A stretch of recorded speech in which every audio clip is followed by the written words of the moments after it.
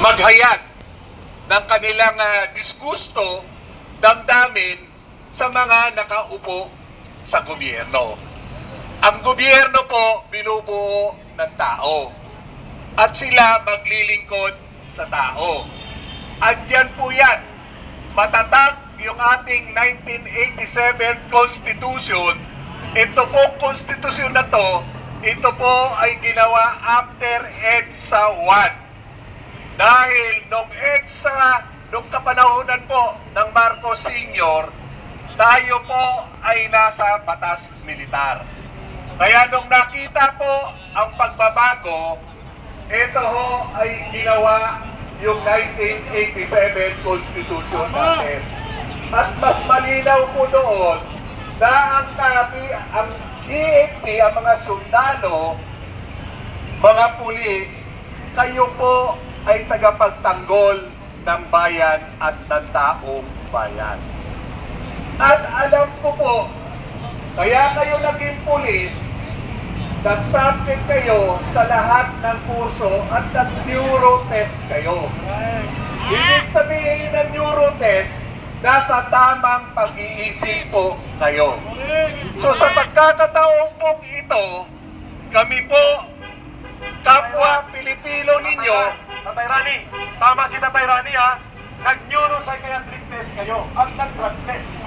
Yun ang mahalaga, Tatay Rani. Tama ba? Tatay Rani? Tama po yan. Oo. Bago kayo naging pulis, ay katakot-takot na mga pagsusuri sa atin po na tinatag ng ating konstitusyon.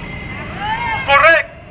Kaya po, uulitin ko po, itong panahong ito, mula po sa mga EDSA, ilang EDSA revolution na tayo, pero bakit nandito pa rin tayo?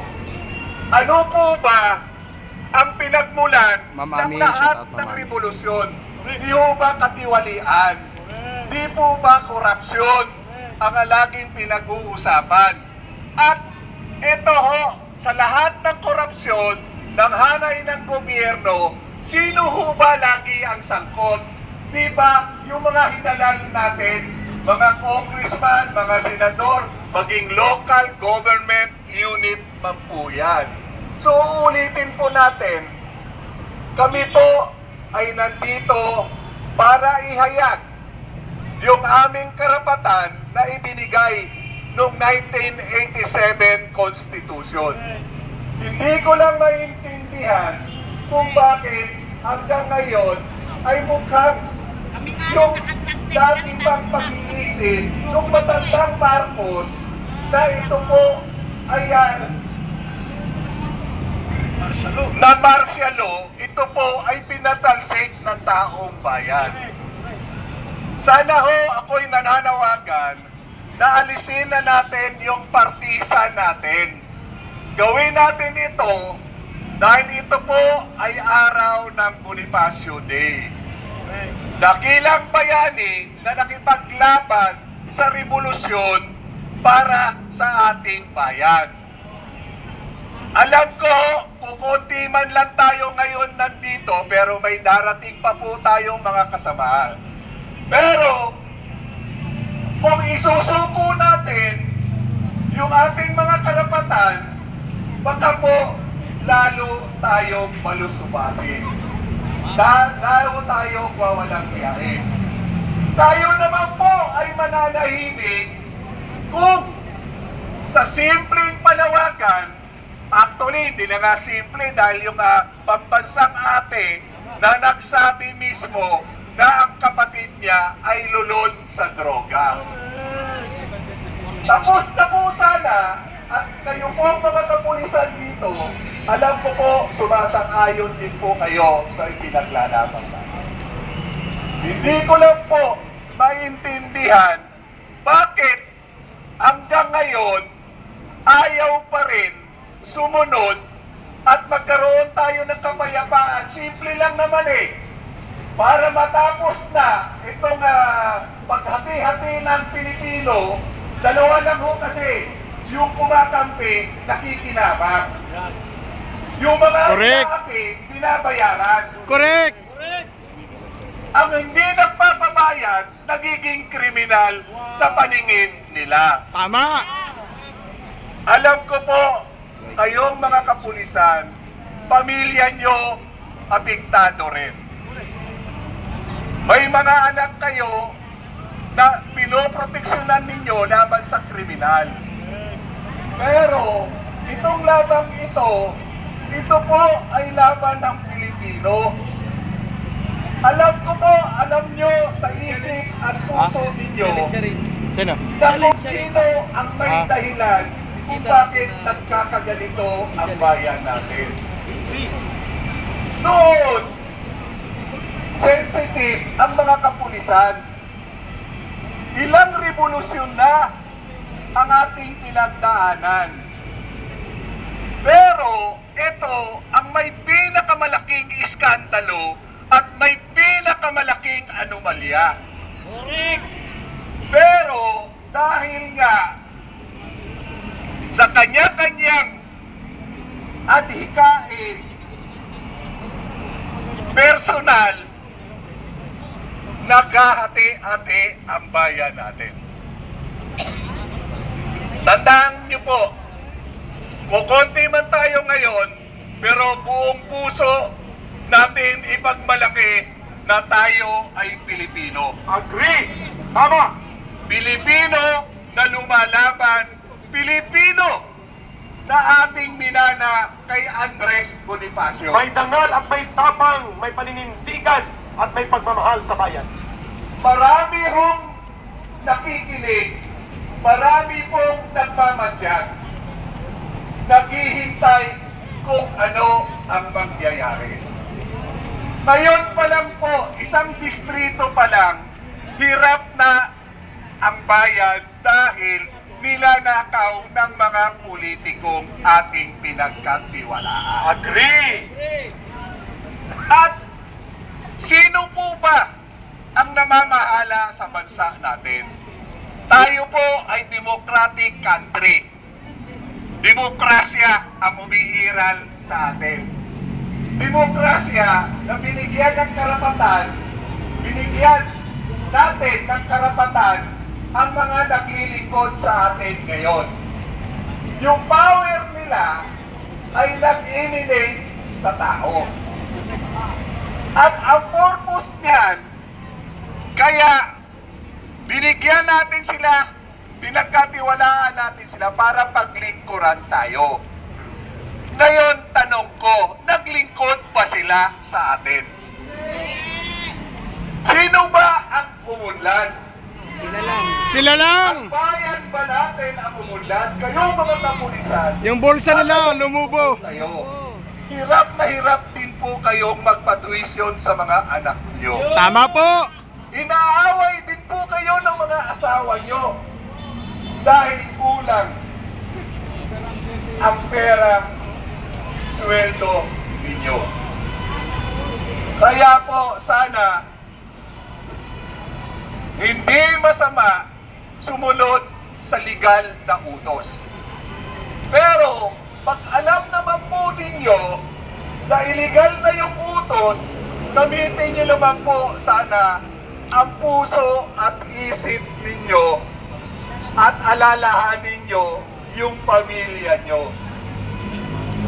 Yung po ay pakiusap ng isang Pilipino. Pakiusap ng isang tao na naglagay sa inyo. Shoutout sa inyo lahat ha. Ayan, palike and share Kung tayo wala dyan mga po ang kababayan. nangungurako, Subscribe naman din kung wala po tayo ngayon dito. Tama po! Simple lang Tayo naman eh. mapakahirap. Patunayan niya kung malinis siya, magpa-drug test lang siya. Ako po, Magpa-drug test ka na! sasabihin ko po ngayon sa inyo sa harapan nyo, pag nagpa-drug test si Bongbong Marcos at nag-negative, titigil na po ako Kami sa din. rally book ito. Pero, Tatay Rani, after 1 week, ang kanyang pagnanakaw, sisigilin pa rin natin. Kasi ho, kung nasa matinong pag-iisip siya, hindi po mangyayari ang kurakot dito, kurakot doon. Tama. Agree. At hindi rin po mapapabayaan ang ating bansa. Tama. Ang presidente ang siyang may pinakapangyarihan sa lahat ng pinagkatiwalaan ng tao. At nakalagay din po sa Bill of Rights natin sa ating konstitusyon, pag mayroong aggression, opresyon, pangloloko sa taong bayan o sa gobyerno, karapatan po natin na tayo po ay tumayo, lumabas, magsalita at ihayag ang mga dismaya at anomalya sa ating gobyerno. Nakakalungkot ng tingnan, karamihan po sa naghahangad na maging maayos ang bayan na to, kami po mga senior citizen.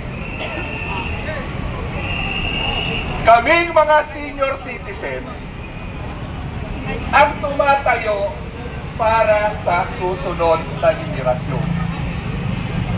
Saksi po ko sa lahat ng people's power.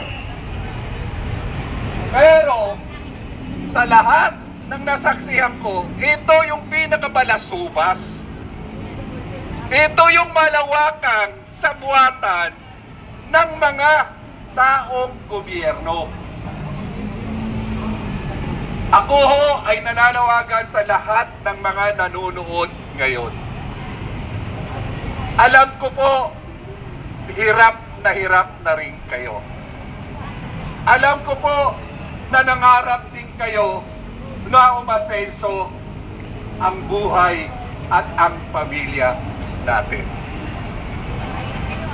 Hindi po sapat na tayo po ay manahimik.